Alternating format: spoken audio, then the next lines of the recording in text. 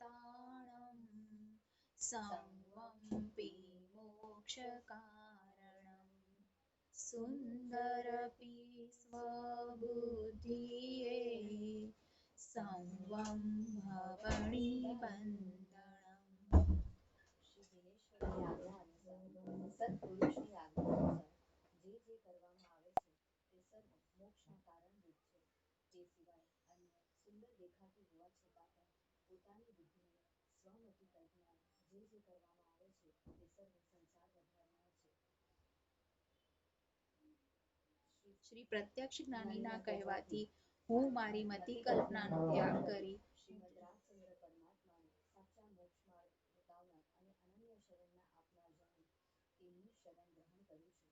મેં તો આત્મા જાણ્યું નથી, પરંતુ યથા તથ્ય જ્ઞાનીઓ જેવા કે પરમ કૃપાળુદેવ અને અનંત જ્ઞાનીએ જાણ્યો છે તેવો જ મારો આત્મા છે. જ્ઞાનીએ જે આત્મા લીધો છે તે જ મને માન્ય છે અને તે પ્રાપ્ત કરવા તેમની શરણ મને માન્ય છે. આ ભાવમાં મારે તો એ જ કરવું છે, એ જ માનવું છે કે પરમ કૃપાળુદેવે જે આત્માનો જોયો, જાણ્યો, અનુભવ્યો તેવો જ મારો આત્મા શુદ્ધ સિદ્ધ સમાન છે. જો કે તેને જાણ્યું નથી, પરંતુ રોમેરો એ જ માન્યતા, વિશ્વાસ, શ્રદ્ધા, પ્રતીતિ કરવી છે. આટલો ભાવ જો એટલી શ્રદ્ધા થઈ જાય તો મારું અહોભાગ્ય અને અનુભવ થાય તો મહાભાગ્ય. સમ્યક પ્રકારે જ્ઞાનીની વિશે અખંડ વિશ્વાસ રાખવાનું ફળ નિશ્ચય મુક્તપણું છે. ઓમ શાંતિ શાંતિ શાંતિ. પ્રત્યક્ષ જ્ઞાનીના કહેવાથી હું મારી મતિ કલ્પનાનો ત્યાગ કરું છું અને હવે પછીની પળો જ્ઞાની સાથે વિતાવું છું. આપણે ક્ષમાપનાની બુકમાં પેજ નંબર 120 નું રિવિઝન કરી રહ્યા છે અને 120 નું રિવિઝન કરશું અને 121 થી પછી આગળ સ્વાધ્યાય કરશું. ગયા વખતે આપણે જોયું કે દરેક જીવની અંદર હર્ષિલ બરાબર અવાજ આવે છે?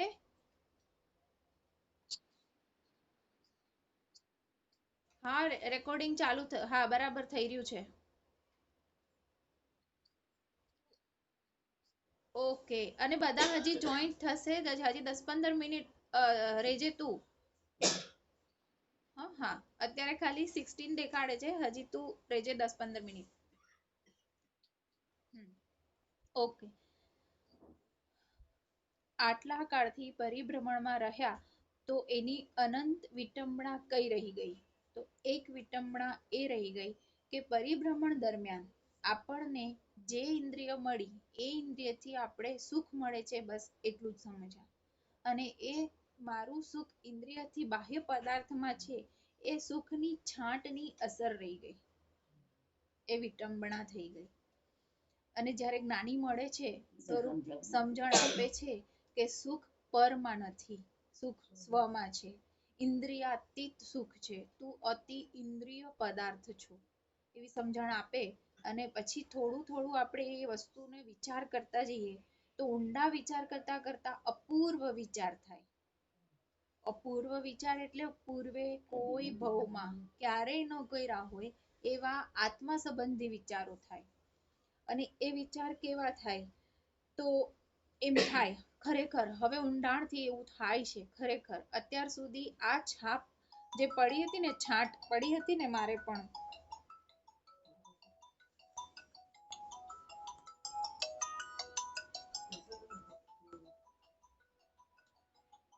કે સુખ પર પદાર્થમાં છે એટલે આપણા બધાની અંદર પણ એક એવી છાંટ હતી કે હું ખૂબ મારી પાસે પૈસો હોય, સાધન સંપન્ન બધું સુવિધાઓ હોય તો એ વસ્તુની હવે ખ્યાલ આવે છે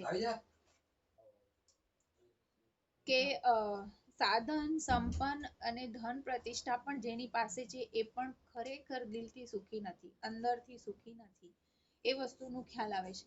ત્યારે પછી ઊંડાણથી એ વિચાર આવે છે કે કેટલા બી વૈભવમાં આળોટાતું હોય, ગમે એટલો વૈભવ હોય તો પણ ઘણા શાણા પુરુષો કહી ગયા, સિકંદર જેવા સમજાવીને કહી ગયા, ચક્રવર્તી મહારાજાઓ કહી ગયા કે આ બધું હોવા છતાં પણ હું પાપી છું.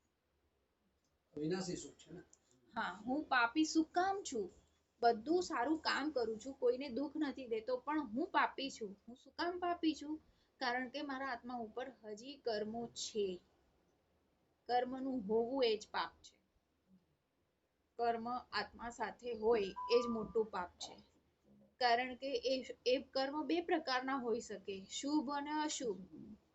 પણ જ્યાં સુધી જન્મ મરણ નથી કપાતું ત્યાં સુધી કોઈ પણ જગ્યાએ જન્મ લેવો itself પાપ છે. દેહ ધરવો itself punishment છે આત્માની માટે, સજા છે આત્માની માટે. જે ગમે તેવો દેહ કેમ ન હોય. એટલા માટે હવે આગળ વાંચીએ આપણે, હું બહુ મદથી ઉન્મત્ત, પેજ નંબર 121 પર. હું બહુ મદથી ઉન્મત્ત અને કર્મરજથી કરીને મલિન છું. કર્મરજ હજી આત્મા ઉપર છે. એટલે કે નાનામાં નાનો એવો કોઈ પણ એક મારો ગુણ હોય અને 200-500 લોકોની અંદર એવા ગુણ ન હોય તો હું મારી જાતને મહાન સમજું છું. I am something. આખા જગતની અંદર અનંતા જીવો છે. એવી રીતે આ જંબુદ્વીપની અંદર 15 ક્ષેત્રની અંદર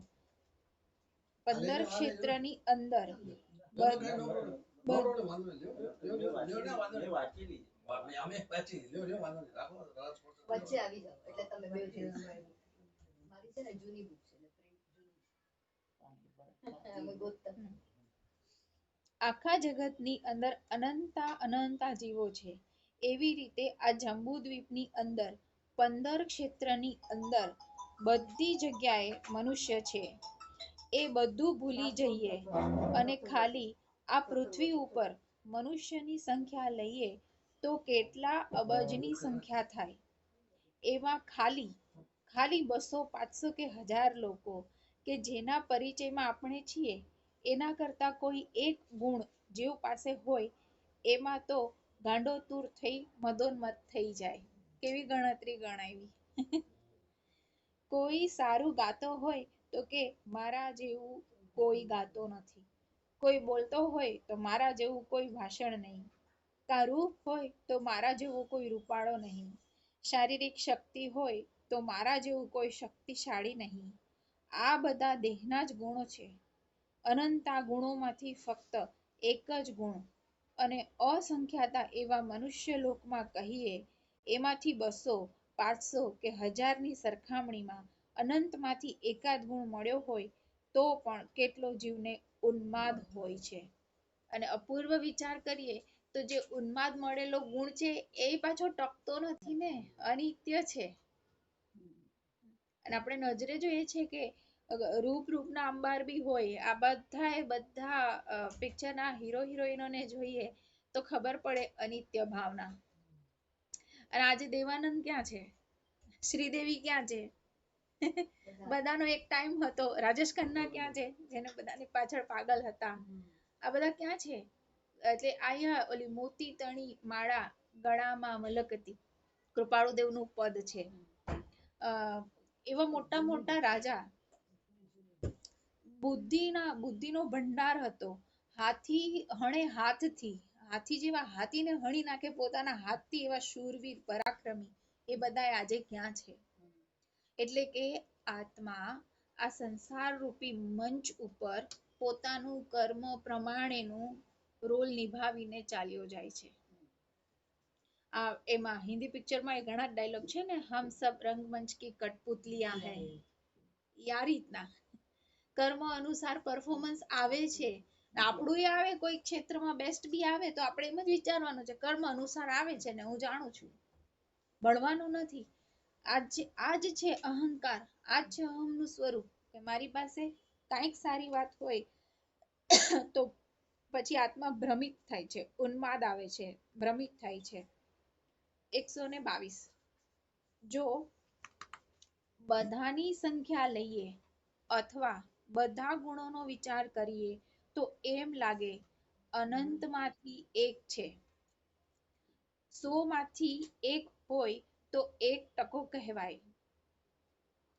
અને આ તો 1% પણ નહીં તો પણ પાગલની જેમ પોતાનું મહત્વ જીવ કેટલું કરે છે.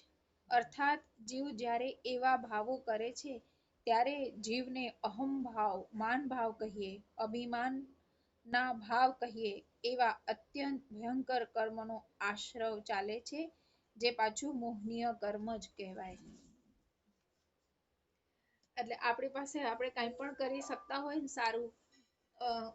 મારે એક બહુ સારું થયું હતું કે હું જ્યારે સ્ટાર્ટિંગમાં નવી નવી ગ્રુપમાં જોઈન થઈ હતી ને, તો અમે લોકો લગભગ 10-12 જણાનું ગ્રુપ હતું અને વીકલી હોમવર્ક આપવામાં આવે અને મને બહુ ગમતું હતું આ બધું. ત્યારે હંમેશા હું રેગ્યુલરલી બધું હોમવર્ક કરીને જાઉં અને પછી ઓબ્વિયસલી બધા કે વાહ આરતી બહુ સરસ કર્યું, બહુ સરસ કર્યું. પછી છે ને હું મમ્મીજી સાથે બેઠી હતી અને મમ્મીજીને આ વાત શેર કરી કે હું ગ્રુપમાં જ મારું બધું સરસ થાય, મારાથી નિબંધ બી સારું લખાય, ગુજરાતી મીડિયમમાં ભણી હતી ને એટલે બધી ગુજરાતીની ફાવટ એમ. તો મમ્મીજી હારે વાત શેર કરતા કરતા મમ્મીજી બહુ પ્રેમથી સાંભળ્યું, હે બહુ સરસ કહેવાય ને, બહુ સારું. પછી મેં કીધું ઈ તો ઠીક છે પણ મને એવો માન આવી જાય છે કે બધા નથી કરતા ને હું કરી આવું છું. તો મમ્મીજી એક સરસ ટીપ આપી, એમ વિચારવાનું કે મારાથી આટલું થાય છે અને કેવડી ભગવાન આટલું કરીને ગયા છે. હજી ઘણું બાકી છે. એટલે હું કેવડી ભગવાનની કમ્પેરમાં ક્યાં આવું? તો મેં કીધું ક્યાંય જ નથી. જસ્ટ પાપા પગલીની ખબર પડી છે હજી. આ એક બહુ જ સરસ ઉદાહરણ પ્રેમથી એમણે સમજાયું કે માન ભાવ કેવી રીતે કાપવું. એવી રીતે આખી દુનિયામાં જે લોકો સફળ થઈ ગયા છે, એ સફળ લોકોને બી આજે યાદ કરીએ તો એ ક્યાં છે? જે હિસ્ટોરિકલ પ્લેસીસ ઘણી વખત ટીવીમાં આપણે જોતા હોય ને, મોટા મોટા કિલ્લા, જેની માટે લગભગ મહારાણા પ્રતાપ ઉદયપુર માટે કેટલી લડાઈ થઈ હતી, કેટલા લોકોના જીવ ગયા છે, એ આજે ખંડર થઈને ઉભા છે. કે બધા મૂવીમાં દેખાડે છે ને કે મુગલ લોકો ચડાઈ કરે ત્યારે કેટલી બધી રજપૂતાણીઓ સતી બની જતી હતી. તો એ બધા આટલા જીવની હોડીઓ થઈ, એ બધા ક્યાં? બધું કાંઈ નહીં, અહીંયાનું અહીંયા જ રહી ગયું અને જવા વાળા બધા વયા ગયા. એટલે આવું બધું વિચાર કરીએ તો પછી સાર શું આમાં? સાર એટલો જ કે હું કંઈ જાણું નહીં, મને કાંઈ ખબર નહીં, જે માર્ગે જ્ઞાની ગયા એ માર્ગે એક માર્ગ આપડી તો ઊભા પગે તાપડી. ગયા વખતે આપડા સ્લોગન આવ્યું હતું ને, શિયાળને જંગલમાં આગ દેખાણી તો એક કેડી દેખાઈ ગઈ કે આ કેડીએ મારો જીવ બચી જશે, અને જે દોડ્યું પાછળ ફરીને જોયું નથી. એક જ કીડી દેખાય છે અત્યારે આખા સંસારમાં. બધી ભવાટવી છે, ગમે ત્યાં આપણે ભટકી મળશું જ્ઞાન વગર. અથડાશું પછડાશું બધું જ. આંધળો માણસ બિચારો કઈ રીતે જીવે? એનાથી ખરાબ આપણી ગતિઓ થશે. પણ જે માર્ગે જ્ઞાનીઓ ગયા, એને જે કઈ ઈલાજ આપણને બતાડ્યા, એના સિવાય આપણો છુટકારો નથી, નથી ને નથી. છુટકારો તો ઠીક, પણ અત્યારે આ ઘડીએ સુખ શાંતિ જો જોતી હોય ને તો જ્ઞાનીના વચન સિવાય નથી. ગમે એટલું સારું કુટુંબ હોય, ગમે એટલી સુખ સુવિધા હોય, ગમે તે હોય, પણ જ્ઞાનીના વચન સિવાય બાકી બધી જગ્યાએ અશાંતિ જ છે, અશાંતિ જ છે. એક બા છે, આમની ઉંમરના, તમારી ઉંમરના હશે, કાને નથી સંભળાતું અને બહુ સમૃદ્ધ ફેમિલી છે, જૈન ફેમિલી છે, ધર્મ બધું લૌકિક કરેલો છે, પણ અત્યારે એનું શરીર જ એને અસાતા આપે છે, કાને સંભળાતું નથી. ઘરમાં બધા ખૂબ ધ્યાન રાખે છે, પણ આવી સ્થિતિમાં સમજણ ન હોવાને કારણે એને અંદરમાં એટલી ઉત્પાત અને અશાંતિ છે. બિચારા દીકરો વહુ કેટલી કેર કરે છે ખબર? કે એને કોરોના ના આવે ને એની ચિંતામાં દીકરા વહુને ઉપાધિ, ડાયાબિટીસ અને બીપી બેયના હાઈ થઈ ગયા. સમજણ ના હોવાથી બધા સુખ, બધી સુવિધા, બહુ ફર્સ્ટ ક્લાસ, એકદમ સાધન સંપન્ન ફેમિલી છે, પણ આવી કર્મની સમજણ વગર આ કઠણાઈઓ છે. ડગલે ને પગલે કઠણાઈઓ છે. અને પછી સમજણ ના હોય, ઘરના બીજા એની રીતે રહેતા હોય, આ તો કોરોના હમણાં એની પહેલા એના ઘરના એમ કમ્પ્લેન કરતા કે અચાનક એને છે ને વર્ષો પહેલાનું યાદ આવી જાય કે દીકરાના લગ્ન વખતે વેવાઈ વેલેરા આમ નહોતું સાચવ્યું, એટલે પછી વહુ સાથે એનું મૂડ બગડી જાય. કેટલા 12-15 દિવસ ઈ નો વાત કરે વહુ સાથે. કેટલા વર્ષ? દીકરાના લગ્નને 35-40 વર્ષ થઈ ગયા છે. હવે જો હા, કેવું ઉત્પાત, ખુદી પછી ના હોય તો વળી દીકરીને ફોન કરે કે આ લોકો તો બહુ પૈસા વાપરે છે, આ લોકો તો બહુ આવી રીતે જીવે છે, આમ છે તેમ છે. વળી દીકરી એને શું સમજાવે, દીકરી બહુ સત્સંગમાં છે, એમ સમજાવે મમ્મી તું એક વાત કે તારું શરીર તારા કયામાં ચાલે છે તો દુનિયા તારા કયામાં ચાલશે. એટલે વળી એને શાંત પાડે, હા મારું શરીર મારા કયામાં નથી તો બીજા કોણ મારા કયામાં રહેશે. વળી એને આવું ઉત્પાત છે જીવને. આ તો એક ઉદાહરણ છે, પણ સમજણ ન હોવાને કારણે આવા અનેક ઉત્પાત ઘેરી વળે છે જીવને. અને ઘોર કર્મ બંધન આશ્રવ. પછી શાસ્ત્રમાં વ્યાખ્યા પાકી કરી નાખે આશ્રવ એટલે શું, કર્મનું આવું એટલે આશ્રવ. એ બધું પાછું મોઢે હોય, એમાં પાછું જ્ઞાની, હા જ્યાં સુધી દ્રષ્ટિ નથી ખુલતી આત્માની ત્યાં સુધી કોઈ કર્મનો બંધ સ્ટોપ નથી થઈ શકતો. એકવાર આત્માનું અજવાળું પ્રત્યક્ષ જ્ઞાની પાસે જઈને કરાય આવવું બહુ જરૂરી છે, બહુ જરૂરી છે. અને એકવાર જો એ સ્વિચ ઓન કરી દે ને આત્માની, પછી આમ જેટલા આપણી શક્તિ હોય ને એટલા સૂક્ષ્મમાં સૂક્ષ્મ વિચારમાં એ દોષ પકડાતા જાય. એક વિચાર કર્યો ને તો વિચારની પાછળ મેં કોઈનું શુભ કે અશુભ શું ચિંતાવ્યું, તરત અશુભ હોય તો કેન્સલ, મારે એવું ના કરાય, મારે એવું ના વિચારાય. પ્રભુ કૃપાએ એક વસ્તુ બહુ સરસ થઈ. આજે જ છેલ્લા 24 કલાકથી વિચાર ચાલે છે એટલે શેર કરું છું. થોડાક વખત પહેલા છે ને હું મારા આખી ફેમિલી સાથે પૂજ્ય પપ્પાજી પાસે, મારા સસરા બીમાર હતા ને તો અમે બધા મળવા ગયા હતા. ત્યારે છે ને પપ્પા એક વાક્ય બોલ્યા હતા અને હું બી એમની પાસે શક્તિ માંગી રહી હતી કે હવે સસરા જે છે બીમાર છે તો મને પ્રેમથી એની સેવા કરી શકું એવી શક્તિ આપજો. તો એમણે આ ભાવ મારો ઉપરનો હતો, બેક ભાવ એણે પકડ્યો જે મને હવે સમજાય છે. એમણે એક વાક્ય બોલ્યું, કરવું પડે છે માટે કરું છું એમ ના હોવું જોઈએ, પ્રેમથી કરવાનું છે. અને કેટલાય સત્સંગમાં જ્ઞાની ભગવાન કહે છે કે જેને ભાગે જે કામ આવ્યું હોય એ જો પ્રેમથી કરે તો એનું કર્મનું આખું કે માળખું પૂરું થઈ જશે અને 100% છૂટાય છે. તો હવે કેવા ભાવે કાલ 24 કલાકથી આ વાત વધારે સમજાણી તો હું ભગવાન એક જ પ્રાર્થના કરું છું, ભગવાન જો મારા અંતરમાં આવો ભાવ ચાલે છે કે કરવું પડે છે માટે કરું છું તો એ ભાવ કેન્સલ કરાવી અને મને પ્રેમથી કેમ છૂટવું એ શીખડાવો. એક પ્રાર્થના ચાલુ છે, બસ સમજાણું ત્યારથી ચાલુ છે. અને મને સાચે પ્રત્યક્ષ જ્ઞાનીની કિંમત આ રીતે સમજાતી જાય છે કે ક્યાં ક્યાં આમ લક્ષ્મણ રેખાઓ દોરી રાખે. જો આવો ભાવ આવશે, આવા ઉદય આવશે, આમ વિચારવાનું છે, આ નહીં અને આમ છૂટવાનું છે. હવે કાલથી ખેદ બી થાય છે કે જ્યારે મારું શરીર થાકી જાય છે ને ત્યારે એક ભાવ એવો થઈ જાય કે અરે યાર કરવાનું છે, કરવું તો પડશે.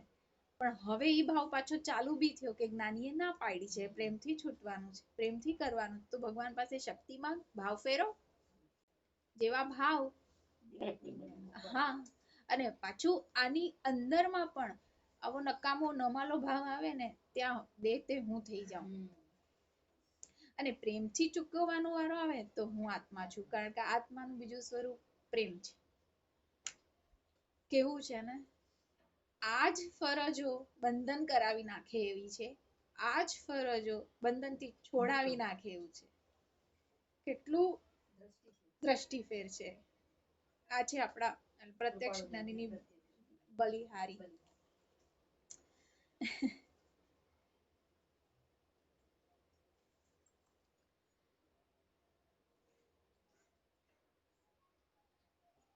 એક મિનિટ. અહમ ભાવ, માન ભાવ કહીએ, અભિમાનના ભાવ કહીએ તેવા અત્યંત ભયંકર કર્મોનો આશ્રવ ચાલે છે જે પાછું મોહનીય કર્મ જ કહેવાય. એટલે હવે જ્યાં જ્યાં માન આવે, નાની નાની વસ્તુઓમાં આપણને એવો વિચાર આવે કે મારા જેવું તો કોઈ નહીં, પણ ત્યાં આ બીજો વિચાર મૂકી દેવાનો કે હું કાંઈ નહીં, મોટા મોટા ધુરંધરો બી આ દુનિયામાં બેઠા છે. એવી રીતે કરશું તો માન કપાતું જ હશે. માન તો કપાશે પણ મોહ, જેટલા કષાયો શાંત પડે એનો મતલબ કે એટલો મોહ ક્ષીણ થઈ રહ્યો છે. હમણાં છેલ્લા અમુક મહિનાઓથી અંદરમાં એક મારા બી વિચાર સારણી એવી ચાલી રહી છે કે સંસારમાં, આખા સંસારમાં સાર ફક્ત જ્ઞાન અને જ્ઞાની, જ્ઞાન અને જ્ઞાની.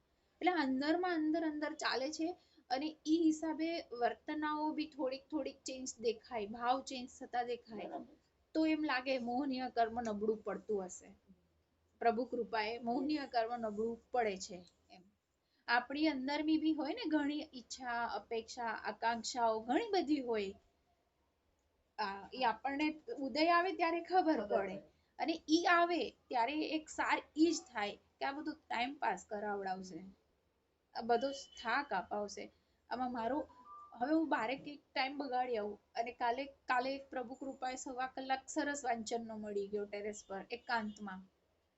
અને એ એકાંતમાં મને જે મનની અંદર એક ઉદ્વેગ હતો એનો આન્સર મળ્યો. વાંચનમાં પર્ટિક્યુલર એનો આન્સર જ આવ્યો. હું તો બેસી જ નથી શકતો સવાર સુધી, ચિંતા જ નથી. અડધો કલાક તો બહુ થઈ ગયું. હાલશે હાલશે. જોકે અડધો કલાક હું 2-3 વખત દિવસમાં વાંચી લઉં છું. બસ 1.5-2 કલાક જેવું થઈ જાય એવું નથી, પણ સ્થિરતા નથી થતી એક સાથે બેસવાની. કાંઈ ચિંતા નહીં કરવાની. જેમ જેમ રુચિ વધશે ને એમ એમ અમે નહોતા બેસી શકતા બિગનિંગમાં, પણ હવે એમને બી 2 કલાક ક્યાં વયા જાય છે ને ખબર નથી પડતી, મને નથી ખબર પડતી. રુચિ વધશે, સત્સંગ વધશે, એક કહું છું ને મોહનીય કર્મનું અમુક પળ ઓછું થશે, એમ એમ તમને એમ થશે કે આના સિવાય કાંઈ નથી કરવું એવું લાગશે. હા, ધીરે ધીરે થશે. અડધો કલાક એ બેસ્ટ છે અત્યારની સ્ટેજમાં. બસ અડધો કલાક ભારે ભારે થઈ જાય કે ભાઈ બહુ જ્ઞાન થઈ ગયું હોય. હા કાંઈ નહીં અડધો કલાક એવું લાગે ને બહુ થઈ ગયું અડધો કલાક, પછી બુક બંધ કરી નાખવાની. પછી ખાલી એમાંથી 4-5 પોઈન્ટ શું સમજાણા બસ એટલું કરીને મૂકી દો. કાંઈ આ બધું અમે 20 વર્ષ થયા અત્યારે, 20 વર્ષે ગાડું પાટે જ કઈક છેડું છે. કરે છે ને. હા, બસ સામયિકની જે 45 મિનિટ છે ને એટલે અડધો કલાક વાંચી અને 15 મિનિટ ઈ જ જગ્યાએ બેસી અને શું વાંચનમાંથી શું મળ્યું, મને શું મળ્યું એમ એક સામયિક પૂરી કરી લેવી એટલે 45 મિનિટ 15 મિનિટ ચિંતવન અને અડધી કલાક વાંચન. થોડું આપણું મન બાળક જેવું છે, એને ધીરે ધીરે કેળવણી આપવી પડે છે. પરાણે નથી કરાતું એની સાથે. પરાણે કરવા જાય તો સમૂળગું બટકી જાય. એટલે જીવ આ સંસારમાં સૌથી વધારે રખડાવનાર, અનંત કાળ સુધી પીછો ન છોડે એવું 70 ક્રોડાક્રોડી સાગરોપમનું એટલું મોટું કર્મ એક સમયની અંદર બાંધી લે છે. કેવો ભયંકર ભાવ હશે. હા એજ. હું પણ અને દેહાધ્યાસથી પોતાનું ગૌરવ વધારવું એને માન કહો, સ્વમાન કે અહમ કહો, એ જ મોહનીય કર્મનું અત્યંત વિકટપણું છે. હવે જીવને આવા બધા દોષો સંસારમાં મોટા ગુણ લાગે અને સૌથી આશ્ચર્યની વાત, ઘોર અજ્ઞાની અને આંધળા લોકો એક જણનું મંચ ઉપર બહુમાન કરે. આહાહા, આના જેવો ગવૈયો નહીં, આના જેવા વક્તા નહીં વગેરે, એટલે એ પણ માન પોષે અને આપણે પણ માન પોષીએ. આ રીતે સંસારની જે વિટંબના કહીએ એનું કારણ આવા નાના નાના સુખની અંદર એવા રચ્યા પચ્યા રહીએ છીએ અને અનંતાનુબંધી એવા મોહનીય કર્મના બંધન ચાલુ ચાલુ અને ચાલુ જ રહ્યા કરે છે. આવો મદ ઉન્માદી છું. હજી સુધી એ સમજણ પડી નથી કે જે લોકો મારા વખાણ કરે છે એ લોકો જબરજસ્ત રીતે મને બાંધી રહ્યા છે. અનંત કાળ સુધી ન છૂટાય એવા બંધન છે. જેટલું જીવને પોતાનું બહુમાન લાગ્યા કરતું હોય કે હું કેવો છું, કેટલી જગ્યાએ શું શું કરું છું, એવા વિચાર માત્રથી આ મોહનીય કર્મનું બંધન છે. પણ જીવને એનો લક્ષ પણ નથી આવતો અને મદોન્મત્તાથી કેટલી હદ સુધી બંધાઈએ છીએ એ પણ જીવથી સમજાતું નથી અને ખરેખર નહોતું સમજાતું. આવું જ છે ને, બહુમાન કરવા જરાક સારું કામ કરે બહુમાન કરે અને પછી માણસને અંદરથી સાચે ફૂગો ફૂલાવા માંડે અને પછી ફૂગો એવો ફૂલાયેલો રે કે આપણે આમ બધા બેઠા હોઈએ અને કોઈ વ્યક્તિ આવીને બેસી જાય, સમજો ન બોલાવે એટલે તરત ઓલો ફૂગો હોય ને એ થોડોક પીંચ થાય, જોયું મને ના બોલાવ્યું. અને અપમાન થાય ત્યારે એટલો જ ભોગવટો આવે. દીપકભાઈ કે છે જેટલો માનનો રસ ચાખશે ને એટલું અપમાન ઊભું કરે છે. જેટલો જે ડાયરેક્શનમાં જઈશ એટલું ઉતરવું પડશે ને. એટલે હવે આપણને એવો ભાવ બી ન થવો જોઈએ કે ફલાણાએ મને સામેથી ન બોલાવ્યો. અને આપણે સામેથી બધાને બોલાવાનું. આપણે હા એના જેવું બી ન થવાય ને આપણે એની અંદર હેલા આત્મ પ્રભુને વંદન કરીએ છીએ ને. આજે દરેકની અંદર એક કોઈ પણ નાનું થી મોટું વોચમેન હોય કે એકદમ નાનામાં નાના જેને લોકો ઇગ્નોર કરતા હોય, જેની સાથે કેવા તુચ્છ ભાવથી વાત કરતા હોય, પણ એ લોકો સ્ટ્રાઇક પર જશે ને તો તમે કાંઈ નથી. આ બધી શેઠાઈ એ લોકોના બલબૂતા ઉપર તમારી છે. એટલે આ બધું અમુક લોકોનું તો હવે ઠીક છે આપણે સત્સંગમાં છીએ તો હવે આપણે ઘણા લોકોના બોડી પોસ્ચર એન્ડ જેસ્ચર જ એવા હોય કે આમ તાન સીનો છાતી બહાર કાઢીને ફરતા હોય કે આખી દુનિયા મેં ખરીદી લીધી હોય. ત્યારે એવું થઈ જાય કે ભાઈ એક પાછળ બેકની એક નસ બી ખસશે ને તો આખો સીનો આમ થઈ જશે. તો સેના ઉપર ઉભો છો. પણ જીવને એ મોહનીય કર્મની ખબર નથી હોતી એટલે એ નાની નાની વસ્તુમાં હું પણ કરી બેસે છે, મારા પણ કરી બેસે છે. પણ એક પદમાં સરસ કીધું છે, આ દુનિયા એક મુસાફિર ખાનું છે જ્યાં બાપ દાદા વસી ગયા. અને તું પણ કાલે કોકનો બાપ દાદા થઈ જઈશ અને વયો જઈશ. એટલે કઈ વાતનું કઈ વસ્તુનું માન કરવું એ આપણે હવે વિચારવા દેવું છે. અને માન તો ઠીક છે, અંદરથી હવે આ ભાવ ક્યારે ના આવવા જોઈએ કે હું ફંક્શનમાં ગઈ કે ગયો અને મને ન બોલાવ્યું, મને મારું અપમાન થયું. અપમાન થાય ને ત્યાં તો જ્ઞાનીઓ વધારે ઉભા રહે અપમાનને ઝીલવા. જ્યાં કાતર ફરતી હોય ને કર્મો ઉપર ત્યાં તો જ્ઞાનીઓ મસ્ત એકદમ જાય. હવે આપણે બી ધીરે ધીરે ધીરે આપણે ખાલી કેળવવાનું છે. યસ, કેળવવાનું છે. હું પાપી છું, હું બહુ મદોન્મત્ત છું. આ મદ 8 પ્રકારના છે. ધન, થોડુંક ધન વધી જાય ને એટલે માણસ એનથી નાના લોકોને જે રીતે તરછોડતા હોય અથવા મનમાં કઈક એવું બેસી જાય ને કે આટલા કરોડો તો આપણા થઈ ગયા. પછી એ ધન એકચુઅલી લક્ષ્મી તો આપણને પુણ્ય બંધાવવા માટે મળેલી હોય છે. પણ એ ધન પાપ તરફ લઈ જાય છે. રૂપ પણ શુભ નામ કર્મને કારણે મળ્યું હોય છે. ગયા ભાવમાં કોઈ સાચા ભગવાનની કંઈક કર્યું હોય ને ભક્તિ જ્ઞાનીની, હા તો એવું રૂપ મળે. પણ અંતે તો એ પૂતગલ થયું ને.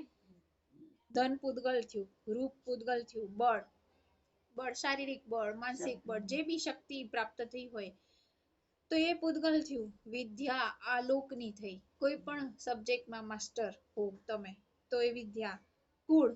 કુળ બી નામ કર્મ સાથે કનેક્ટેડ છે, ઉચ્ચ કુળ નીચું કુળ. નીતિ, કોઈ કુળથી ઉચ્ચ નીચ નથી થતું, અંદરના ભાવ અને સંસ્કારથી ઉચ્ચ નીચ થાય છે. મેં એવાય જોયા છે કે જે આપણે કે ને ઓબીસી કાસ્ટ વાળા હોય પણ એના અંદરમાં જે પરમ સંતોષ, પરમ વિનય, એ બધું જે ગુણ હું એનામાં જોઉં છું ને, જ્ઞાનની ગંભીરતા એવી મેં અચ્છા લોકોમાં નથી જોઈ, ઊંચા કુળ વાળાઓમાં.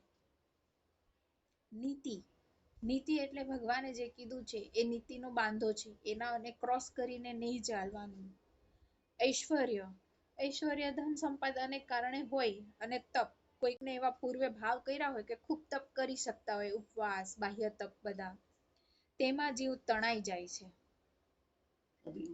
અભિમાન આવી જાય છે. રૂપ છે, બળ છે, વિદ્યા છે, કુળ છે, નીતિ, ઐશ્વર્ય, તપ, તેમાં જીવ તણાઈ જાય છે. આપણે 800 કે 8000 મદને ગોતી લેવાના. જે ચીજનું આપણને અભિમાન થાય, કેવો લાગુ છું અથવા કેવો છું અથવા મારી પાસે આ પદાર્થ કેવો છે, એવો વિચાર માત્ર ઉત્પન્ન થાય તો સમજી લેવું કે આ મદ છે. મદનું બીજું નામ બળવાન મોહનીય કર્મનો એટેક. અંડરલાઈન. મદનું બીજું નામ બળવાન મોહનીય કર્મનો એટેક. જેમ હાર્ટ એટેક આવે અને ભાગીએ ડોક્ટર પાસે એવી રીતે આ મોહનીય કર્મનો એટેક આવે ત્યારે આત્મા જાગૃત થઈ જવો જોઈએ. હવે આજે સાંભળ્યું તો હવે થશે ધીરે ધીરે પ્રભુ કૃપાએ.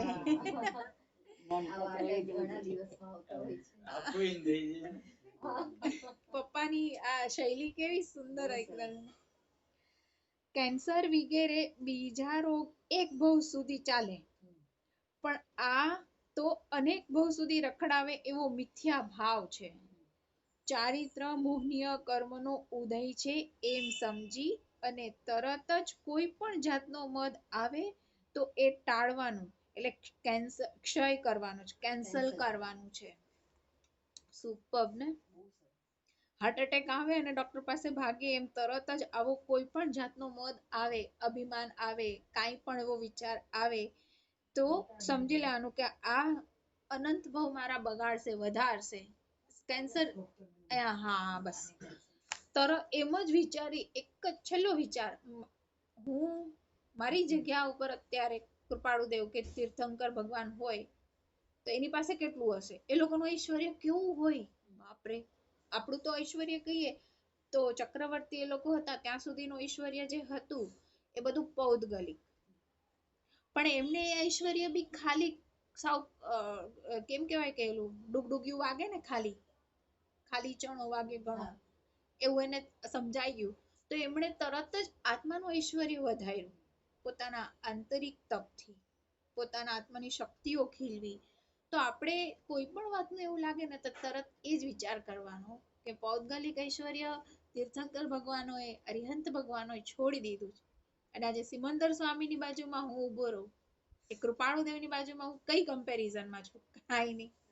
તરત જ મોહનીય કર્મનો એટેક ત્યાંથી વયું જશે. મદને મોહ કીધો એ મને આજે ખબર પડી. હા, ગહન વાત છે. બહુ ગહન છે. મોહ આપણને શું મદ છે ભાઈ, મદને ટાળવાનું છે ભાઈ. અભિમાન કર્યું, માન કર્યું, અભિમાન ટાળી દેવાનું છે ભાઈ. મોહનીય કીધો એટલે ઘણું ગહન વાત છે. અરે આ મોહનું એટલો બધા કે શાખાઓ છે ને કે વાત નહીં. જનરલી આપણે મોહને શું આસક્તિ સમજતા હોય, રાગ. હા બસ હા. હા, પણ આ મદને બી મોહ કીધો એટલે ઘણી ઊંડી વાત છે.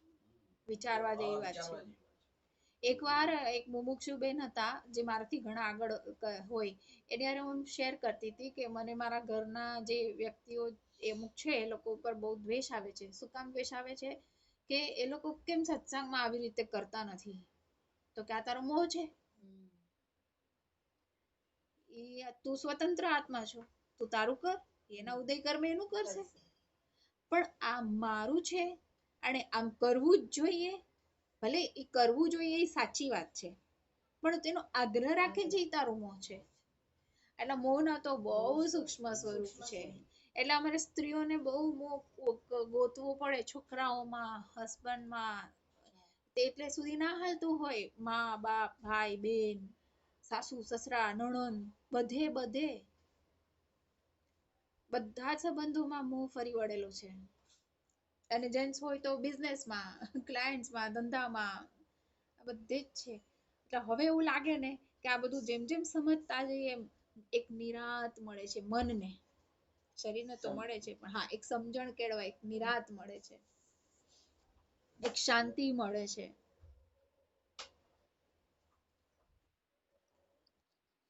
હા બોલો. 123. ઓકે.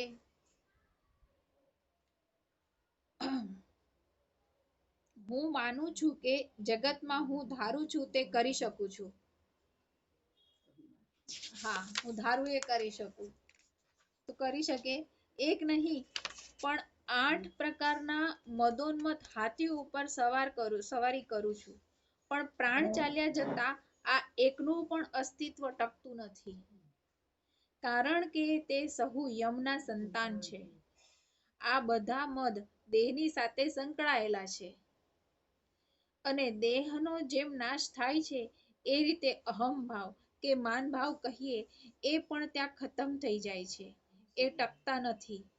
ફરીથી બીજા ભવની અંદર જે પ્રમાણે આપણા કર્મ છે એ કર્મને આધીન થઈ અને પાછું જીવન જીવવું પડે છે.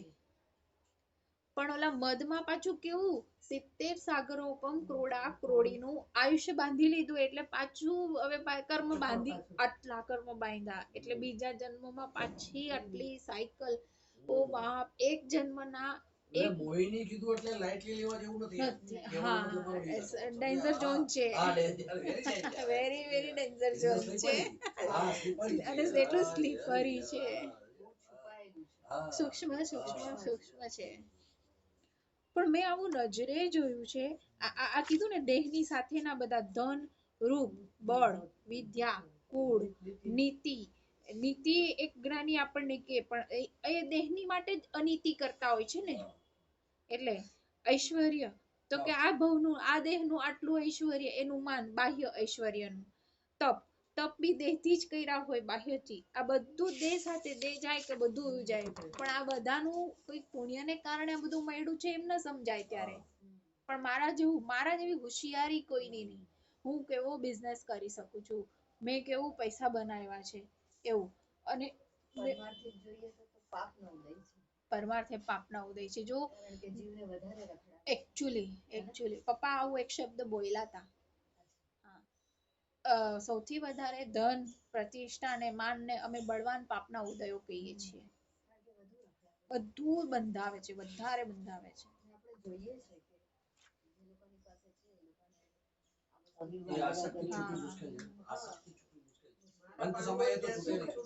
હા એમાં કોકના પુણ્ય જાગે અને કોક વળી અધવચ્ચે કઈક એવો પ્રસંગ બને ને સમજી જાય તો વાત જુદી છે.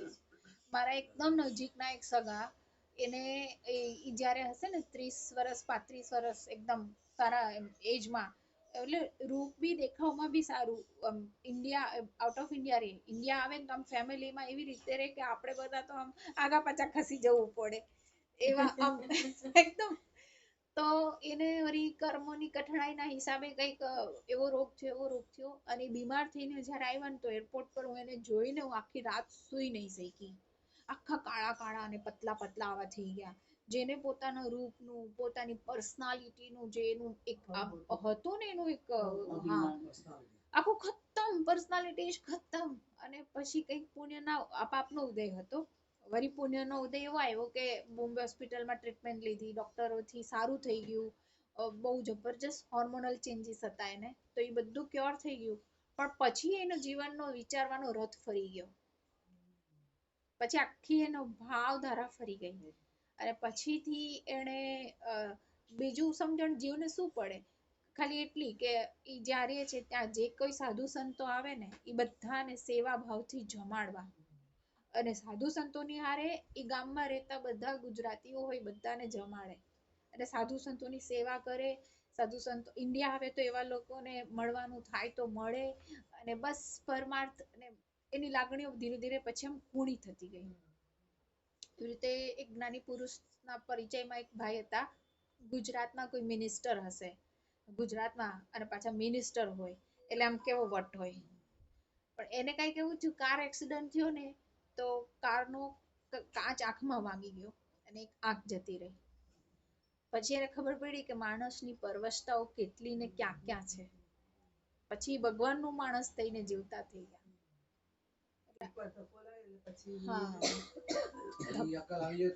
એ વળી પુણ્ય હોય તો સદબુદ્ધિ આવે નકર પછી યસ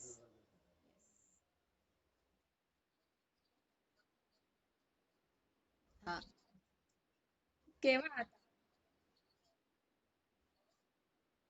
અત્યારે દિલીપ કુમાર નો ફોટો બી જોઈએ દિલીપ કુમાર ને જોઈએ તો એ ખબર પડે ને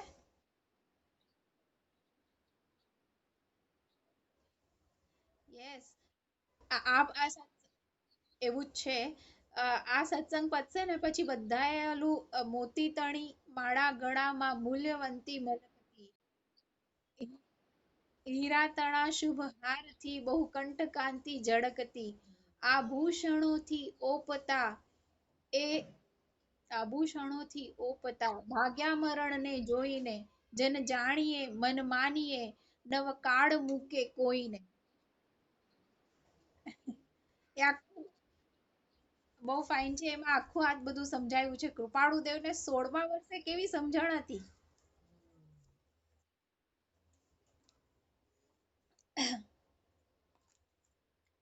તો આપણે પેજ નંબર 124 પર વાત કરતા હતા.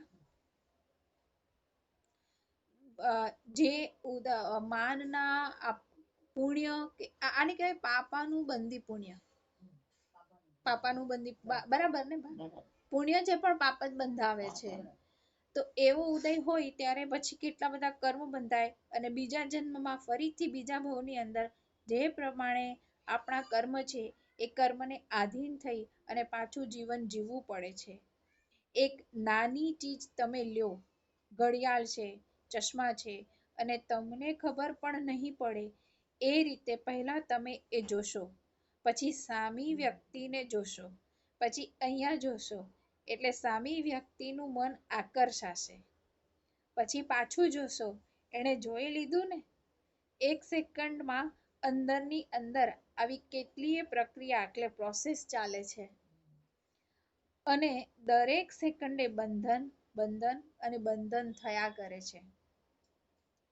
દરેક વખતે સૂક્ષ્મ સમજણ કહેશે આ નથી કરવાનું, આ નથી કરવાનું, અહીંયાથી અટકવાનું છે. તો 1 કે 2 ભવની અંદર અનંત કાળના જે સંસ્કાર છે એ ભૂસાઈ એટલે વાઇપ ઓફ થઈ જશે.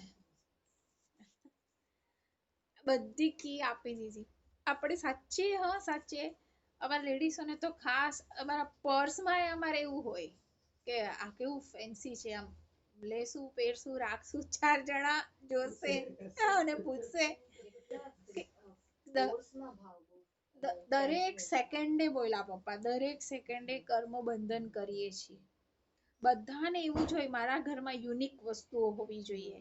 મારે સાદા પ્લાસ્ટિકના નહીં પણ ટપરવેર ના જ ડબ્બા લેવા છે. મારે ફલાણી ક્રોકરી જ વસાવી છે. શું કામ? યુનિક છે. લોકો ઘરે આવશે, મહેમાન આવશે તો આવું તો એને જોયું નહીં હોય એટલે તરત કર્મ બંધન. માનભાવ તો ઈ જ છે ને, ડિફરન્ટ થવું છે. એનો બીજો મતલબ એમ નથી થતો કે ઘરમાં સારી ઘરવખરી ના રાખવી, રાખીએ પણ જાણીએ કે હવે આ બધું અનિત્ય છે. અને આ અત્યારે હું શું કામ, હા એક મજાની વાત થઈ, હમણાં મારે છે ને ફૂડ પ્રોસેસર લેવાનો ઉદય ચાલે છે એટલે એના વિચારો ચાલે છે. તો મેં વિચાર્યું કે હું શું કામ લઉં છું. તો પછી મેં કીધું હા આમાં કામ ઈઝી થાય છે ને એટલે. પછી મને એમ થયું કામ ઈઝી થશે તો હું સમય બચાવી શકીશ, સમય બચાવી શકીશ તો વધારે સત્સંગ અને પછી મેં કૃપાળુદેવ પાસે લિટરલી પ્રાર્થના કરી કે મારો આ નિર્ણય સાચો છે કે ખોટો છે મને નથી ખબર, મને જ્યારે તમારે અપાવવું હોય તો અપાવજો. પણ મારો મોટો ઈ જ છે ખાલી કે મારો સમય બચશે અને હું વધારે આત્માનું આરાધન કરી શકું. સારી ઘર વખરી રાખીએ, બધાને દીકરા દીકરી પરણાવવા હોય એટલે સમાજમાં રહીએ છીએ એટલે ઘર જે રીતે રાખવાનું હોય એમ રાખવાનું હોય, પણ માન શું કામ કરવું? હેતુ શું છે? હા યસ. પણ હું બસ બધા આવે જોવે અને વાહ વાહ કરે એ ન હોવું જોઈએ. હા સમાજમાં રહીએ છીએ બધાને જે રીતે બધા કરે છે કરીએ છીએ અને પહેલા તો આ મારું ઘર છે ને એમાં આવું હું વસાવું એ ભાવ જ ચોકડી મારવાની છે. હા મારું શેનું ઘર ભાઈ? હમણાં બસ આ ઘરે મારું નથી, આ પૂતગલનું પિંજરું છે અત્યારે. આ પૂતગલના પાંજરામાં પૂરો જેટલા શ્વાસોશ્વાસની સંખ્યા બાંધેલી છે એટલો ટાઈમ તું ભાડાના મકાનમાં રહે છે અને પાછા ઓલા ઈટ પથ્થરના ઘરને તું પાછો ચોટ કરે છે. ભગવાન કેટલું અંદરમાં આમ ભરાયેલું છે અજ્ઞાન અજ્ઞાન અજ્ઞાન. અને જ્ઞાની સિવાય હા છે. યસ હા વાત થઈ એવું જ છે. એટલે પછી પુરુષાર્થ ઈ આપ્યો કે આ નથી કરવાનું, આ નથી કરવાનું એ નકાર ભાવ. 20 વર્ષથી આપણે પપ્પાજી પાસે આ ટિપ્સ લઈ રહ્યા છે કે જ્યાં જ્યાં જે ઉદય આવે આટલા બધા સત્સંગ પછી એ તો ખબર પડે છે ને કે શું ભાવ કરાય અને શું ન કરાય. તો પપ્પા સિમ્પલ એટલું કે છે, ઇવન કાલે સત્સંગમાં આપણે રાતના સાંભળ્યું કે આખા દિવસમાં આપણે સવારથી સાંજ સુધી કર્મ ન બંધાય એમ રહેવાનું છે. છતાંય ચૂકી ગયા તો એ જ્ઞાનના માર્ગમાં ઘણા રસ્તા છે. નાસીપાસ નથી થવાનું. રાત્રે માણસ ખાલી આમ ગાદલામાં ટૂટિયું વાળીને પડ્યો હોય અને એટલો જ ભાવ કરે ને કે આજના દિવસમાં મળેલી ઓપોર્ચ્યુનિટી મેં ગુમાવી દીધી. હે ભગવાન, છૂટવાને બદલે અરર મેં ક્યાં આમાં બંધાણો. આવું ન હોવું જોઈએ. એવો ખેદ એ કર્યો ને તો ભગવાન એને માફ કરે છે કે જા, તને બંધન નથી. હા, ભગવાન એને પાસ કરે છે કે તારો છેલ્લો ભાવ છે ને એની સામે હું જોઉં છું. સવારથી રાત તારા ઉદય કર્મોમાં તારી નબળાઈ હતી, પણ તારો છેલ્લો ભાવ છૂટવાનો છે ને તો બસ હવે આગળ સહાય મળશે તને, જા છૂટીશ. ગઈકાલે જ આપણે રાત્રે આ સાંભળ્યું કે જ્ઞાનમાં નાસીપાસ થવાનું હોય જ નહીં. જ્ઞાનમાં ઘણા રસ્તા હોય અને જ્ઞાનીઓએ ઘણા, મહાવીર ભગવાને કરોડો ઈલાજ બતાડ્યા છે કે એને ખબર હતી બધાની એક સરખી પ્રકૃતિ નહીં હોય. જેને જે દવા માફક આવે એ દવા લઈને સાજા થાવ ભાઈ, નીકળો. એટલે જ ઓલું વાક્ય લખે છે ને, કર વિચાર તો પામ. દરેક ક્ષેત્રમાં વિચાર કરવાનો છે. આપણે ક્યાંય નાસીપાસ નથી થવાનું. વિચાર કરશો તો રસ્તો મળશે. ચોક્કસ. હું કર્મ રજથી કરીને મલિન છું. આ ભૂલને કારણે, આથડવાના રઝળવાના કારણે, અનંત સંસારની વિટંબણાના કારણે, પાપના કારણે, મદોન્મત્તતા અને ઉન્મત્તતાને કારણે જે કંઈ કર્મ રજો ચોટી છે તો મારો આત્મા આવા કર્મ રજથી કરીને મલિન છે. આજ સુધી મારા આત્માની આ અવસ્થા છે. ધીરે ધીરે આપણે કહીએ છીએ ને 15 મિનિટ એકાંતમાં બેસવાનું છે, તો શું કરવાનું છે? આ બધું ગોતવાનું છે. એક પછી એક મળતું જશે. સ્કૂલમાં હતા ત્યારથી ગોતવાનું છે. મારે તો ખાસ આમ ઘણા પ્રતિક્રમણ કરવાના. હા, ક્યાં આપણે કોક વાર હાઈએસ્ટ માર્ક આવી જતા હતા અને બિચારો પાસિંગ માર્ક વાળો બાજુમાં જ બેઠો, એને કેટલા લેક્ચર મેં દીધા જ નહીં, મને હજી યાદ આવે છે. અને નાના ભાઈઓ, મારથી 2 નાના ભાઈઓ હતા, તો મોટી બેનની જે દાદાગીરીઓ કરી હશે બધું આ એકાંતમાં બેસીને બહુ ધોવાનું છે. અને પાછું છે ને, મને તો ઘરમાં અત્યારે જે દેખાતા 2-3 વ્યક્તિના જ પ્રતિક્રમણ થાય છે, પણ આ ભાઈઓના, નાનપણના ફ્રેન્ડોના આ બધું તો ઘણું. અરે છોકરાઓ નાના હતા ત્યારે ગુસ્સામાં ધબેડી નાખ્યા હતા આપણે, એ બાકી છે.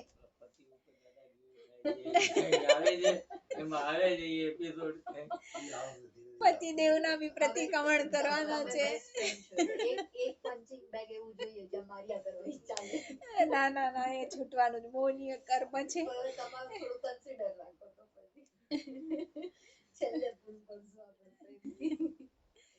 હમણાં આશ્રમ પર છે ને એક બીના છે ને, એના ભાઈના મેરેજ હતા, તો મારા નણંદ ત્યાં હતા મેરેજમાં. પપ્પાએ બધી સ્ત્રીઓને ત્યાં એક પ્રતિક્રમણ કરાવડાવ્યું સ્પેશિયલી. ઓલા બેન છે, હવે જો આ જ્ઞાનીનું જ્ઞાનીપણું કેવું કહેવાય. લગ્નનો પ્રસંગ છે, દીકરાના લગ્ન થઈ રહ્યા છે અને વરરાજાની મમ્મી જ્ઞાની પાસે પ્રાયશ્ચિત લે છે કે ભાઈ મારા જીવનમાં મારા હસબન્ડને ઘણું બધું સંભળાયું છે, મને હવે દુઃખ થાય છે. ત્યારે જ્ઞાનીએ કે હાજર રહેલી દરેક સ્ત્રીઓએ પોતાના પતિના માટે જે દ્વેષભાવો કર્યા હોય યાદ કરીને એનું અત્યારે ક્ષમાપના કરો. દાદા દીપકભાઈ તો જાહેરમાં કરે. પણ હકીકત જાહેરમાં કરવું એટલે હિંમત જોઈએ એની માટે. બહુ જ. આટલું બધું પબ્લિક ટીવી પર બી જોતું હોય અને તમારે ત્યાં બી એટલું બધું પબ્લિક હોય અને તમારે કન્ફેસ કરવું પડે. પણ જેને છૂટવું છે ને એની અંદર એક એવો હિંમત ઓચિંતાની આવે છે કે હવે દુનિયા શું કે છે મારે છૂટવાનું છે. એની રફતાર હોય. હા, એની અંદર એક ગતિ હોય. જેને જે વિચાર ઉલટાનું બધા બળ લઈને ઈ બધા આગળ આવશે. આ માન કાપવાનો જ રસ્તો છે. જીવ જે કોઈ યોનિમાં અને જે કોઈ ઇન્દ્રિયોમાં હોય તો એને ભાવ રહે છે કે ખૂબ સારી રીતે હું કેવી રીતે જીવું. કીડીને એક દાણો મળતો હશે તો બીજા દાણા માટે એમ થતું હશે સગવડતા હોય તો સારું. સારું. એકેન્દ્રિયમાં ભલે મન નથી પણ એ ભાવ ત્યાં રહ્યા કરતો હોય તો એવા ભાવનું વારંવાર રિપીટેશન થવાને કારણે જીવને વધારે સુખની પ્રાપ્તિ માટે એકમાંથી બે ઇન્દ્રિય મળે. અચ્છા, એકમાંથી બે ઇન્દ્રિય શું કામ મળે? વધારે સુખના ભાવ રિપીટેડલી ઘૂંટવાને કારણે. પછી હજી સુખ જોઈએ છે, હજી સુખ જોઈએ છે, તો એનું આ થાય કે બે ઇન્દ્રિયમાંથી જે કઈ સુખનો અનુભવ કર્યો એનાથી પણ સુખની, શાંતિની પૂર્ણતા ન થતા ભાવ પાછા ચાલુ રહ્યા. તેના કારણે વળી વિકાસ થઈ અને ત્રીજી ઇન્દ્રિય મળી. હવે એવી રીતે સુખની વારંવાર ઈચ્છા કરવાને કારણે એક કરતા વધારે ઇન્દ્રિય મળતી જાય અને સૌથી વધારે 5 ઇન્દ્રિય મળે. સુખના તીવ્ર ભાવે કરી દેવલોક અને નરકલોક પણ મળે. આમ તો દેવલોક મળવું જોઈએ પણ નરક બી મળે છે. સુખની ઈચ્છા છે અને દુઃખમાં જાય છે, દુઃખના દરિયામાં જીવ વયો જાય છે. શું કામ? તમે શું કહેતા હતા? જેવા આપણે કર્મ કરેલા હોય એ પ્રમાણે વિચારવા કરે ને આપણા. હા, હવે અહીંયા એક લાઈન સમજવાની રહેશે. મનુષ્ય લોકમાં જ્યારે આવીએ છીએ ત્યારે આ સુખની પાછળનું દુઃખ હોવાના કારણે વિચાર થાય છે કે આ સુખ ટકતું કેમ નથી? આ સુખ ટકતું કેમ નથી? સુખની પાછળ દુઃખ કેમ છે? મનુષ્ય ભવની અંદર આ વિવેક બુદ્ધિ ઉત્પન્ન થાય છે. દુઃખનું કારણ શું? તે વિચારીએ તો કે પાપ, અને પાપનું નિવારણ શું? તો કે ધર્મ. માટે કંઈક કરીએ એનું નામ ધર્મ. એટલે કે દુઃખ દૂર કરવા માટે, પાપને પ્રજાળવા માટે, પુણ્યની પ્રાપ્તિ માટે ધર્મની ક્રિયાઓ અનેક પ્રકારની થઈ પણ મુક્તિ કેવી રીતે મળે એ જીવથી વિચાર ન થયો. હવે અહીંયા આ લાઈન પૂરી થાય છે ને કે સુખના તીવ્ર ભાવે કરી દેવલોક અને નરકલોક મળે. તો ભાવ તો સુખના કર્યા હતા તો જવું જોઈએ દેવલોકમાં, પણ જાય છે કેમ નરકમાં?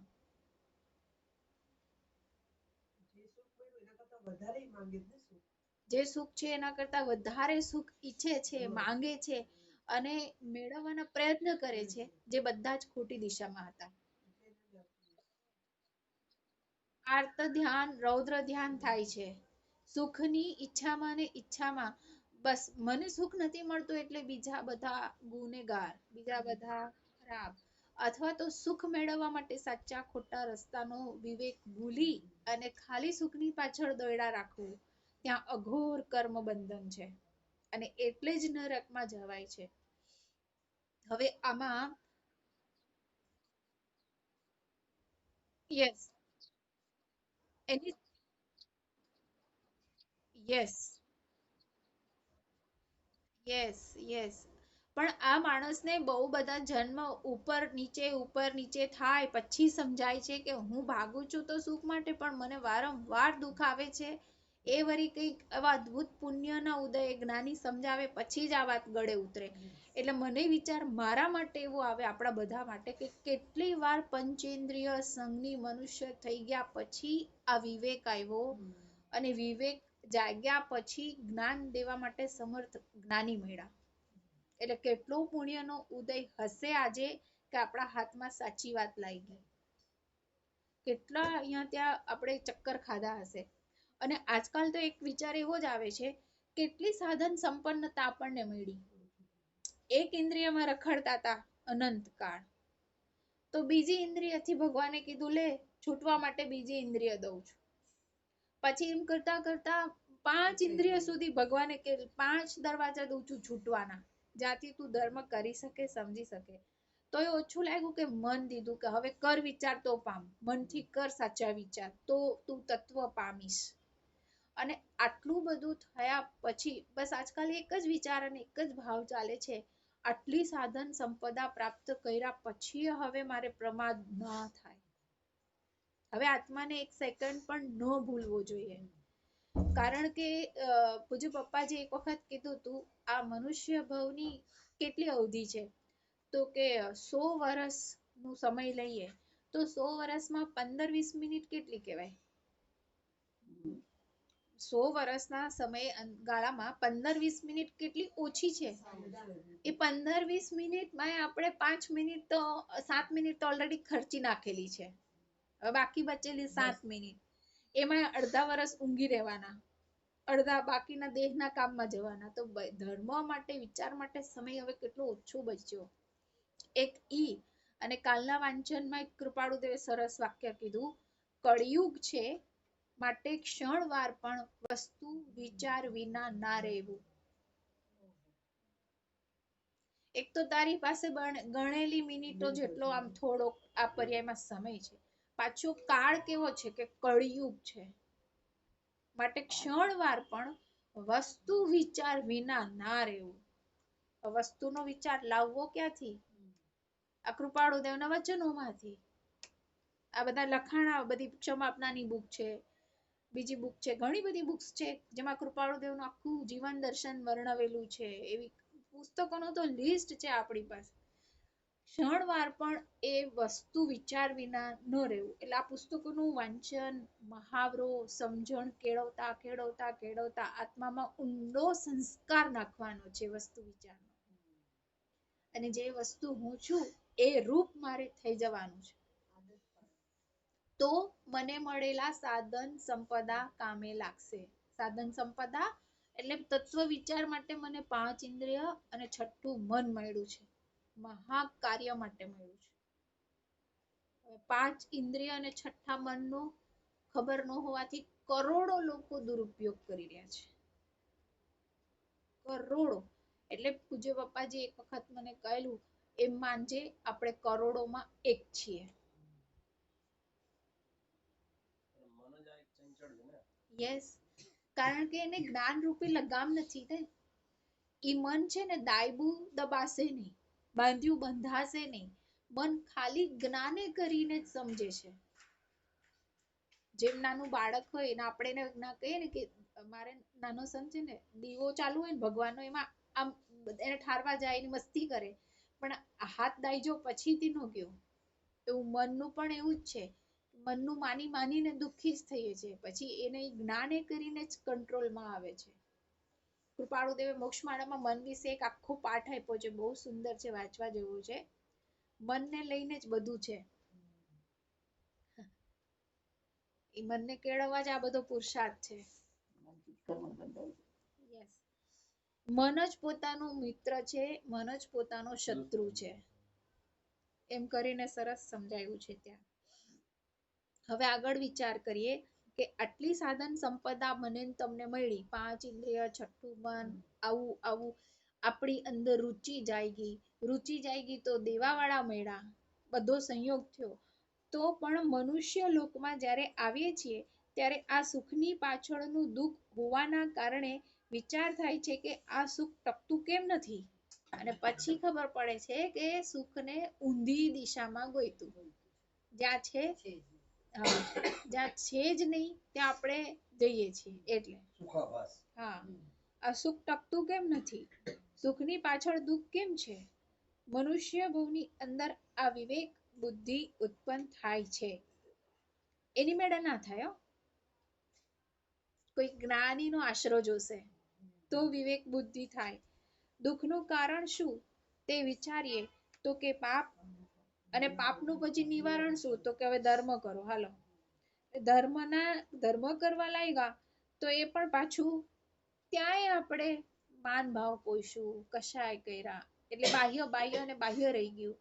તે વળી કંઈક પુણ્ય એવા જાગે કે જ્ઞાની મળે અને સાચો ધર્મ પછી સમજ પડે છે.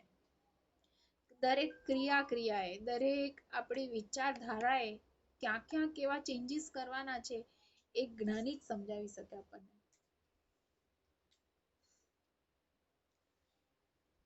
ધર્મની ક્રિયાઓ અનેક પ્રકારની થઈ પણ મુક્તિ કેવી રીતે મળે એ જીવથી વિચાર ન થયો. સમજ્યા પછી આચરણમાં આવે તો ટાઈમ, અચ્છા હજી ટાઈમ છે. આટલા વર્ષ થયા, ધીરે સમજીએ છે. તમે કીધું ને કે માનનું બહુ સૂક્ષ્મ સ્વરૂપ છે, એમ હવે મને ધીરે અહંકારનું સૂક્ષ્મ સ્વરૂપ સમજાય છે. જે કઈ આપણાથી થઈ જ નથી શકતું, આપણે કરી શકીએ એમ જ નથી. એ બધી વસ્તુમાં હું પણ અને મારા પણ મૂકી દઈએ ને એ જાય ને તો આપણે છૂટા થઈ જઈએ. એટલે માન એટલે અહંભાવ એટલે એ જ આ દેવ બધા સેમ જ. હા યસ એ જ બધું છે. ખરાબ કર્મોને પાપ કહેવાય અને પાપ જો દૂર થાય તો પુણ્ય બંધાય. પુણ્ય હોય તો કાયમ સુખ મળે એટલી સમજણ પડી એટલે સંસારની અંદર સત્કૃત્યો કરી દેવલોકની પ્રાપ્તિ કરી. પણ ત્યાં પુણ્ય પૂરું થયું કે ભિખારી થઈ પાછા મનુષ્ય ગતિમાં આવ્યા. હવે આ રીતે પાપ અને પુણ્યની વ્યાખ્યા સુકર્મ અને દુષ્કર્મ પૂરતી કરી. પણ કર્મરજથી આત્મા મલિન થાય છે અને આત્માની મલિનતા એ પાપ છે. આત્માની મલિનતા એ પાપ છે એવું ન સમજ્યા. સંસારી જીવ જે ધર્મ કરે છે એ શુભ ક્રિયાના નામે પણ આશ્રવ એટલે કે કર્મનું બંધન પાપ તો કરે છે. પણ જીવને એ લક્ષ્ય ન હોવાથી આ જ સારું છે અને ભવોભવ આવું સારું ચાલ્યા રહે એવા ભાવ કરે છે. અને જીવની ભૂલ છે. સ્વરૂપની સમજણ ન હોય તો જીવ જે કંઈ પણ કરશે એ હુંપણાથી કરશે. એ જીવનું કર્તાપણું છે અને જ્યાં સુધી જીવનું કર્તાપણું છે ત્યાં સુધી કર્મ છે અને કર્મ છે ત્યાં સુધી પરિભ્રમણ છે. એકબીજાને કનેક્ટેડ છે. દેહને કનેક્ટેડ છે. મેં ઉપવાસ કર્યો, મેં દર્શન કર્યા. હવે મેં માં દેહ હોય તો બધું જ કર્તાપણું છે. અને એવી જ રીતે ભોગતાપણું પણ છે. આજે મને બહુ સંભળાવી ગયા, મને બહુ કહી ગયા, એ બધું ભોગવટો જે મને લાગે છે જે કર્તાપણું છે એ ભોગતાપણું છે. આ બંને જો દેહને કનેક્ટેડ છે તો કર્મ બંધનની ફેરી ચાલુ છે. અને હું આ બધું થયું એને મેં જાણ્યું. રોજ કેમ ઉપવાસ નથી થતા? એ દિવસે એવા દ્રવ્ય ક્ષેત્ર કાળ અને ભાવ ભેગા થયા તો દર વર્ષે 28 થાય કોકની કોક વર્ષે નાય થાય. દ્રવ્ય ક્ષેત્ર કાળ ભાવ અનુરૂપ નહોતા. કાંઈ જ નથી આ બ્રહ્માંડમાં જેમ 6 દ્રવ્ય કામ કરે છે 6 માનું એક દ્રવ્ય હું છું. બીજા 5 નું તો આપણે એવો છેદ ઉડાડી નાખીએ ને અજ્ઞાન અવસ્થામાં કે બસ આત્મા સર્વોપરી એટલે હું સર્વોપરી. અરે પણ તો પછી ધર્માસ્તિકાય દ્રવ્ય કાળ અધર્માસ્તિકાય આકાશ પૂતગલ એ બધું ક્યાં ગયું? એ બધાનું બી એટલું જ મહત્વ છે. એટલે આ બધું વિચારવા જેવું છે. અને જો જીવ એટલું સમજે કે આ બધું થાય કયા આધારે છે તો એનું કર્તાપણું છૂટતું જાય અને મોક્ષનું ધીરે ધીરે એને સમજણ આવતી જાય. આજે વર્ષો પહેલા આપણે 6 પદનો પત્ર કરતા ને તો એમાં આત્માને ભોગવટો આવે એટલે ભોગવે એ ખબર પડતી. પણ હવે પછી ધીરે ધીરે એક લેયર પાછળનું સમજાણું કે મને સુખ અને દુઃખનું ઊંડાણથી પ્રસંગે વેદન થાય છે. એ જ શબ્દમાં નથી કહી શકતી પણ અંદરથી કંઈક અલગ કોઈ પણ કર્મના ઉદયમાં હું કિંચિત માત્ર મારા ભાવ ડોલે છે ઉપર નીચે થાય છે તો એ ભોગતાપણું જ છે. જે જેમ છે એમ છે. જોયા જાઓ, જીવા જાઓ. That's it. તો આટલું સમજાવીએ ને તો મને 5 મિનિટ પછી પાછું ક્યાંય કૂદકા મારે કારણ કે બીજા કર્મો હોય પાછું આ જ સમજાવવું પડે. આમ કરતા મનને ટેવ પાડવાની છે કે તું પોતે કંઈ નથી, તું ફક્ત બધી જ ક્રિયાઓનો જ્ઞાતા દ્રષ્ટા રહે. આટલું કેવું પડે. હવે આપણે સમય તો અત્યારે થોડોક સત્સંગનો પૂરો થાય. કોઈને ક્વેશ્ચન આન્સર છે? ક્વેશ્ચન છે કોઈના?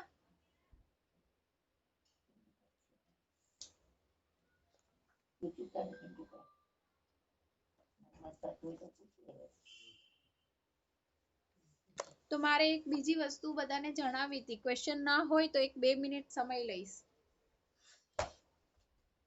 જેવી રીતે આપણા બધા જ ઈસ્ટનું ઘાટકોપર, વેસ્ટનું અને બોમ્બેનું આપણે સત્સંગ ગ્રુપ જ્યારે કરતા તો સત્સંગ પત્યા પછી આપણે એક સાધર્મિક બોક્સ રાખેલું, જેમાં આપણે દર અઠવાડિયે સૌ પોતપોતાની ઈચ્છા મુજબ આપણે ફંડ કલેક્ટ કરતા હતા અને આપણે જ્ઞાનદાન છે, ઔષધ દાન છે, સત્કાર્યમાં એ પૈસા વાપરતા હતા. એટલે આપણી સત પુણ્યની બેંક. હવે લોકડાઉનને કારણે આપણી એ બેંકમાં આપણી પુણ્યની રાશિ જમા થઈ નથી રહી. તો બીજો વિચાર એવી રીતના આવ્યો અને બધા આવી રીતે કરે છે. પસ્તી કલેક્શન વાળાઓ બધાએ તમને વેલ્ધી કવર આપ્યા હશે અને ન આપ્યા હોય તો એક કવર પર કૃપાળુ દેવનું નામ લખી અને વેલ્ધી કવર એમ લખવાનું છે. અને દરેક સત્સંગ પત્યા પછી અઠવાડિયામાં તમારા મનમાં જે આવે, 51 રૂપિયા, 101 રૂપિયા, 501 રૂપિયા, જેને જે ઈચ્છા હોય એ લોકો એમાં એ જ્ઞાનદાનમાં વેલ્ધી કવરમાં પોતાનું કન્ટ્રીબ્યુશન મૂકી શકો છો. હવે ઘણો સમય થઈ ગયો છે. કોઈને ઈચ્છા હોય કે એક જણ મળીને, 2 જણ મળીને, 3 જણા મળીને ગ્રુપમાં પણ સ્ટુડન્ટ્સની સ્પોન્સરશિપ લેવા માંગતા હો તો આ બધું આપણે કરી શકીએ એમ છીએ. તો બધાને રિક્વેસ્ટ હતી કે સૌ પોતપોતાનું ઇન્ડિવિજ્યુઅલ વેલ્ધી કવર બનાવજો ઘરે અને વેલ્ધી કવરનું ફંડ મહિને 2 મહિને તમારી પાસેથી બોમ્બે વંદનાબેન છે અને ઘાટકોપરમાં કરુણાબેન છે. અમે લોકો તમારી પાસેથી લેશું અને આગળ જ્ઞાનદાનમાં આ આખું ફંડ પ્રોસીડ કરશું. તો આના માટે બધાને અમને સહાય હેલ્પ કરવા માટે વિનંતી હતી. આ ખાસ ધ્યાન રાખજો. આ કવર બનાવ્યું ને પપ્પાજીના હાથમાં આપ્યું તો આ કવરની ઉપર નામ લખેલું હતું હેપી કવર. તો પપ્પાએ હેપી કવરનું નામ વાંચી અને એમ કીધું કે હેપી નહીં, આ કવર હશે વેલ્ધી કવર. Wealthy cover. જે કોઈ બી જ્ઞાનદાનમાં પોતાનું કન્ટ્રીબ્યુશન આપે છે એને ઓટોમેટિકલી પ્રભુની કૃપાથી વેલ્ધી જ બનવાનું છે. દરેક રીતની સમૃદ્ધિ કુદરત આપશે આપણને. અને આમ બી આપણો જે બધાનો એક એવી રીતનું હોય કે આપણી કમાણીનો 10% ભાગ આપણે સત્કાર્યમાં હંમેશા વાપરતા હોઈએ છીએ. તો આ એક ઓપોર્ચ્યુનિટી આપણને મળી છે. સો પ્લીઝ કન્સિડર કરજો અને આના માટે બનતો પ્રયત્ન કરજો. સદગુરુ દેવ કી જય. જે સ્વરૂપ સમજ્યા વિના પામ્યો દુઃખ અનંત, સમજાવ્યું તે પદ નમો શ્રી સદગુરુ ભગવન. પરમ પુરુષ પ્રભુ સદગુરુ, પરમ જ્ઞાન સુખધામ, જેણે આપ્યું માન નીચ તેને સદા પ્રણામ. દેહ છતાં જેની દશા પરતે દેહાતી, તે જ્ઞાનીના ચરણમાં હો વંદન અગણી. પ્રભુ હો વંદન અગણી. જન્મ જરા મરણાદિ સર્વ દુઃખોનો અત્યંતિક ક્ષય કરનારો એવો વિતરાગ પુરુષનો મૂળ માર્ગ આપ શ્રીમદે અનંત કૃપા કરી અમને આપ્યો. તે અનંત ઉપકારનો પ્રતિ ઉપકાર વાળવા હું સર્વથા અસમર્થ છું. વળી આપ શ્રીમદ કંઈ પણ લેવાને સર્વથા નિસ્પૃહ છું. તેથી હું મન, વચન, કાયાની એકાગ્રતાથી આપના ચરણારવિંદમાં નમસ્કાર કરું છું.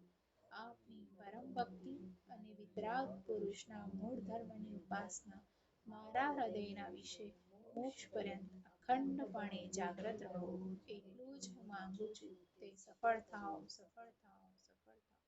ઓમ શાંતિ શાંતિ શાંતિ. રેકોર્ડિંગ